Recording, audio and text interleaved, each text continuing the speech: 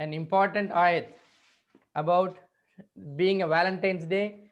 Every government legislate Valentine's week, and every government are trying to pass love jihad legislation. Here is the reply for them to answer about the stand of Islam on that.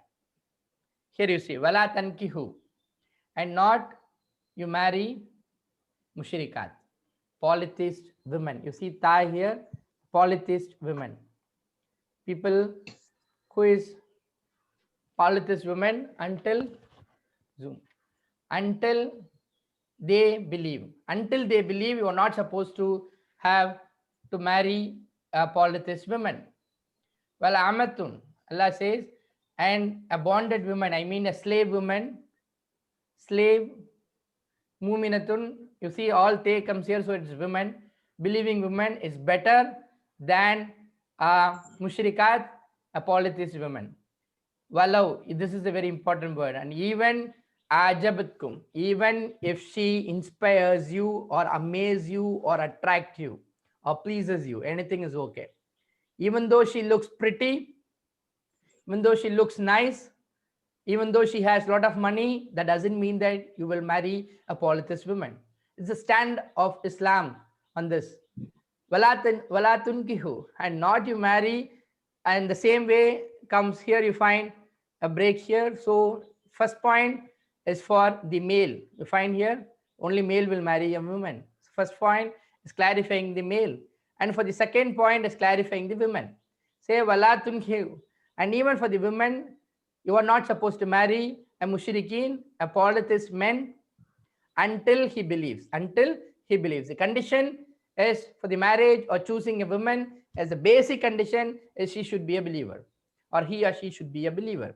Until then, you will not marry them at all. And further, Allah subhanahu wa ta'ala says, even a slave, male, believing women, men may be better for you than a polytheist man, even if he pleases you.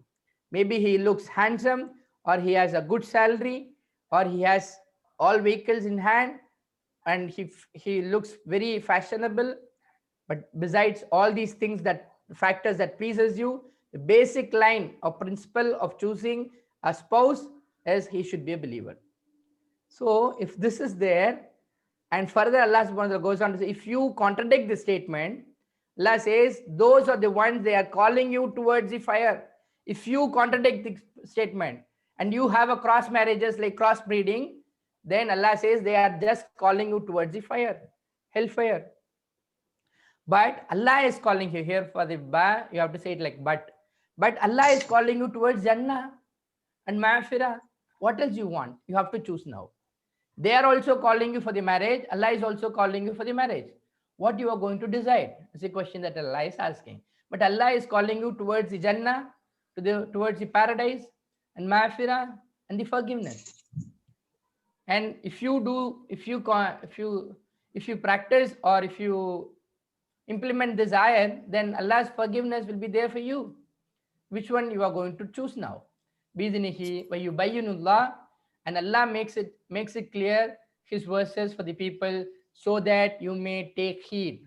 It's to take lesson, not for just reading like a mantra book, but to take lesson. You see, if this point is clearly conveyed to the people, where is the point of love jihad comes in Islam? Where else Islam is asking you to get married with the other people? It stands very clear. It's just a political reason.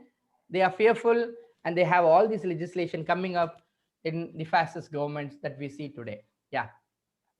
மேலும் நீங்கள் திருமணம் செய்யாதீர்கள் இணை வைக்கும் பெண்களை எதுவரையில் அவர்கள் ஈமான் கொள்ளும் வரையில். மேலும் அடிமை, திட்டமாக ஒரு அடிமை பெண், ஈமான் கொண்ட அடிமை பெண் நம்பிக்கையாளர்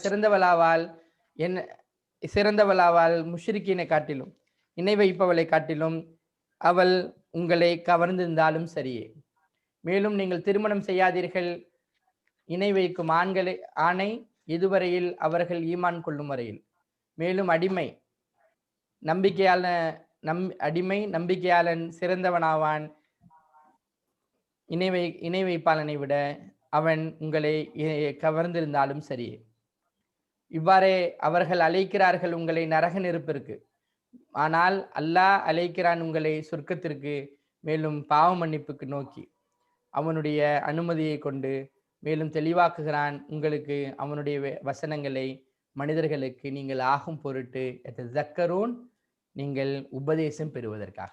In the earlier verse it is to ponder, etafakkarun comes here, etazakkarun comes, which means to take lesson, to take heed and to implement it, not just for to hear like a bayans and then go for sleep. And then the next short question, controversial question to speak also, but still I will elaborate. I will now going to elaborate everything. The people who are clever enough can understand what I mean. I can only give signs having this big number.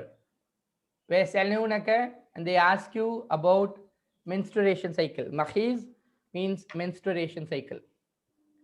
How they have to be treated. Because even today we find people who have this cycle period treated in a very bad way. But here Islam gives them every permission and considers their feeling and their pain, and an ayat has to be revealed to explain the stand about Islam on this. They ask you about the menstruation cycle. Say it is a injury or a hurt. Who had done injury or a hurt, it's a painful period for them. You have to consider their emotions as well at this point in time. Fa'tazilu nisa, so keep away from the women. This doesn't mean you have to put them in a room and then lock them. It's not like that. Keep away in the sense, don't give any responsibilities to them, or don't pain them during this point in time. Fil makhis, during the menstrual cycle. But there were hadiths of Prophet Sallallahu Alaihi Wasallam. Prophet Sallallahu Alaihi Wasallam used to comb the hair of Aisha Radhiyallahu Ta'ala anha when she was like that. Used to take food from the hands of Aisha Radhiyallahu Ta'ala anha during her cycle time. So it is not that they have to be separated from us, but they have to be relieved from the responsibilities that they were given during that point in time, considering the pain that they undergo. Wala takrabuhunna, and not you approach them until they become cleansed, until they become pure. This people can understand what it is all about. They pure. Faiza taharna, then if they are cleansed or if they are purified, then you can approach them. Then fatu, then you can come to them from where has commanded you Allah. Verily Allah loves the tawabin, the people who ask repentance, who turn in repentance, and he loves the purified ones and those who purify themselves. Clear? அவர்கள் உன்னிடம் கேட்கிறார்கள் மாதவிடாய் காலத்தை பற்றி. கூறுவீராக அது ஒரு இடையூறு. பிறகு விலகிவிடுங்கள் பெண்களிடமிருந்து மாதவிடாய் காலங்களில். மேலும் அவர்களுடன் உறவு கொள்ளாதீர்கள் எதுவரையில் அவர்கள் தூய்மையாகும் வரையில். பிறகு அவர்கள் முழுமையாக சுத்தமாகிவிட்டால் பிறகு அவர்களிடம் வாருங்கள். எவ்வாறு ஏவி இருக்கிறான் அல்லாஹ் உங்களுக்கு. நிச்சயமாக அல்லாஹ் மிக மன்னிப்பாளன், அல்லாஹ் மிகவும் நேசிக்கிறான். எவர் தௌபா பாவத்திலிருந்து மீள்கிறார்களோ மேலும் நேசிக்கிறான் எவர்கள் தங்களையே தூய்மை செய்து கொள்கிறார்கள், பரிசுத்தமானவர்கள். And then the next ayat, Nisaukum, it is also in the same context. Your women are like the harthulakum, or like the tilth for you, which means where in the same, it's like a cultivation field. Just like cultivation field, you have the fruits coming up. Your women are like the tilth from where your generations will come up. You have to be treated like a tilth. Just like you see, there is a lot of books, articles written on this. Just one point I can say due to time constraint is just like how a farmer takes care of the tilth, I mean the agricultural land. He takes care of it with so much of cautiousness, and he ensures that the water is fed at right point in time, and the plowing of the land done at right point in time, and he keeps waiting for the and he sorts out all the problems that comes up in the process of the growing up of the plants. All that needs to be taken care by the head of the family. It's not just a barren land. Please understand, it's not a barren land, it's a cultivation land. Just like a farmer takes care of the cultivation land so much, the same concern and the effort has to be given by the head of the family towards his women. They cannot be treated like the slaves or the servant maids at home. They have to be taken into consideration in all matters of family, and that is what is Allah is telling. And then go forth to your cultivation land, halsakum, your tilth, annashitum, however you wish, which means at whatever time that you wish, except the time which is being mentioned in the methods that you adopt. All that can be different from individual to individual. Waqaddimu, and you can look forward and send forth for yourself, which means you can send forth generations for yourself. Wattaqullah. Even at this point in time, Allah says, fear Allah. The relationship between husband and wife is very delicate, very delicate. So any point in time, a shaitan should not be allowed to get in to break that marriage, and please be cautious on this. So fear Allah. So that is the only point that is going to keep up the rights of the husband, the wife, and I can talk a lot on this, but time will not permit me. And fear Allah and know that you are going to meet Him. This relationship is very delicate because whatever that happens inside the room is not seen by others. So it is only you two will understand what is happening inside. So please take care that there is a third person. Allah is also there. Don't act smartly and take the rights of the others, and don't act smartly or wickedly against the other. It's the question here. Know that you are going to meet him. Please take care. Ensure that you are keeping up the ties very, very good. And Bashir al Mu'minin, and give glad tidings for the believers. And only the believers can keep this up running in the most decent way possible. And உங்களுடைய மனைவிகள் உங்களுக்கு, விளைநிலங்கள் உங்களுக்கு. பிறகு நீங்கள் வாருங்கள், உங்கள் விளைநிலங்களுக்கு எவ்வாறு நீங்கள் நாடுகிறீர்களோ மேலும் முற்படுத்திக் கொள்ளுங்கள் உங்களுக்காக, which means your children's.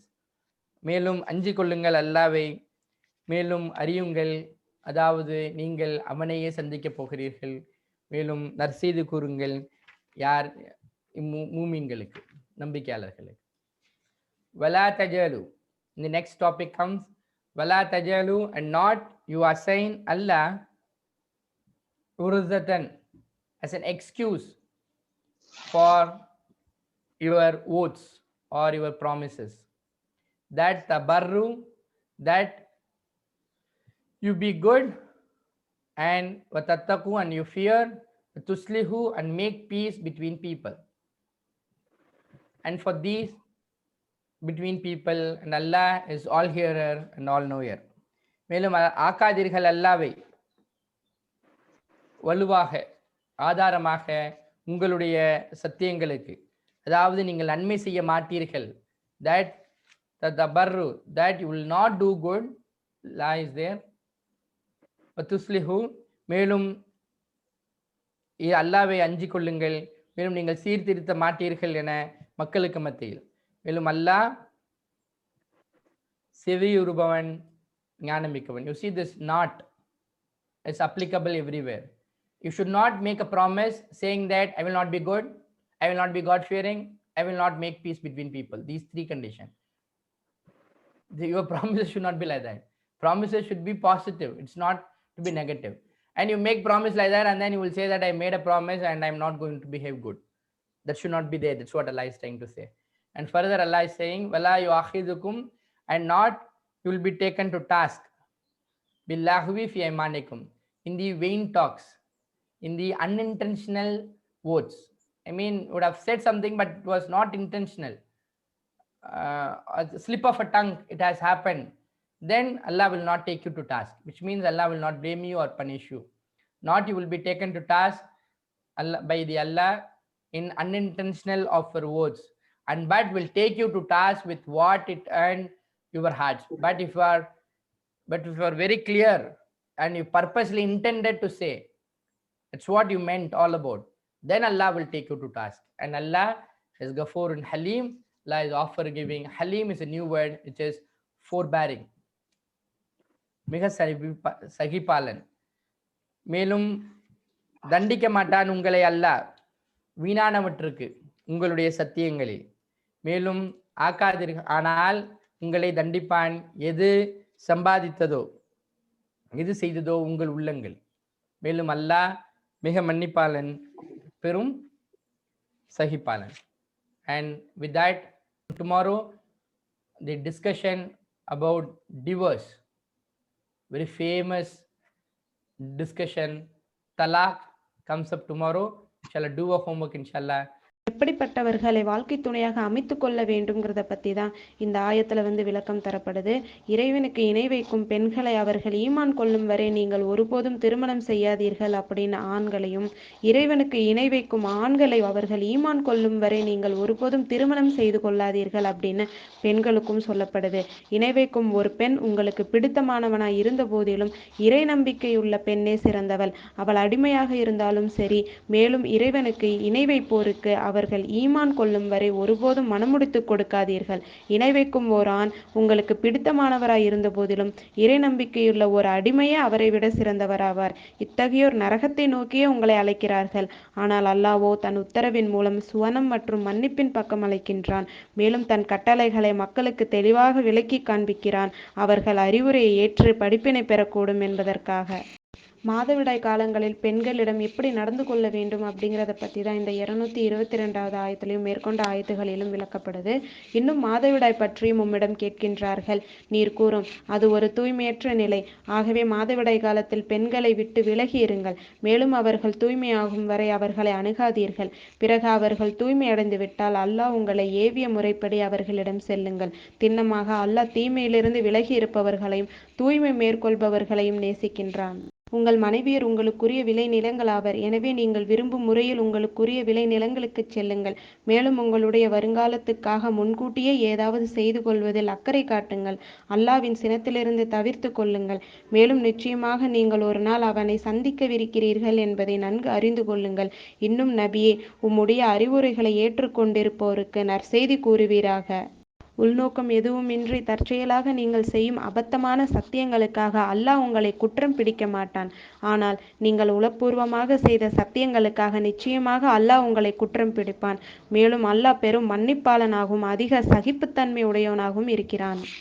உள்நோக்கம் எதுவுமின்றி தற்செயலாக நீங்கள் செய்யும் அபத்தமான சத்தியங்களுக்காக அல்லாஹ் உங்களை குற்றம் பிடிக்க மாட்டான். ஆனால் நீங்கள் உளப்பூர்வமாக செய்த சத்தியங்களுக்காக நிச்சயமாக அல்லாஹ் உங்களை குற்றம் பிடிப்பான். மேலும் அல்லாஹ் பெரும் மன்னிப்பாளனாகவும் அதிக சகிப்புத்தன்மை உடையவனாகவும் இருக்கிறான்.